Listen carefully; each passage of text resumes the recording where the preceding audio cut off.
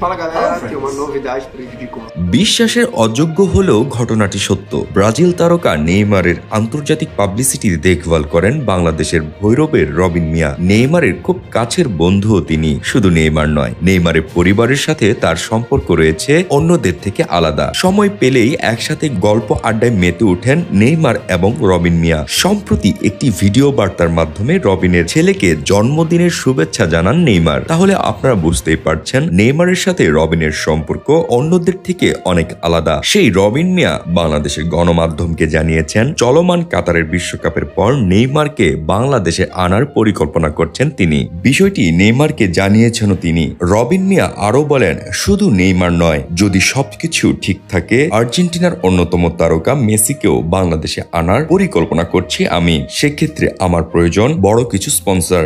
ভৈরবের রবিনকে যখন প্রশ্ন করা হয় বাংলাদেশে আসলে তিনি কাদের সাথে দেখা করতে পারেন, ভৈরবের রবিন মিয়া বলেন, প্রথমেই তিনি বাংলাদেশের জাতীয় ফুটবল টিম এবং মহিলা ফুটবল টিমদের সাথে দেখা করবেন। তারপর সুযোগ পেলে বাংলাদেশের কিছু সেলিব্রিটি সহ সুপারস্টার শাকিব খানের সাথেও একান্ত সাক্ষাৎ করতে পারেন বলে বলেছেন নেইমারের এই ঘনিষ্ঠ বন্ধু।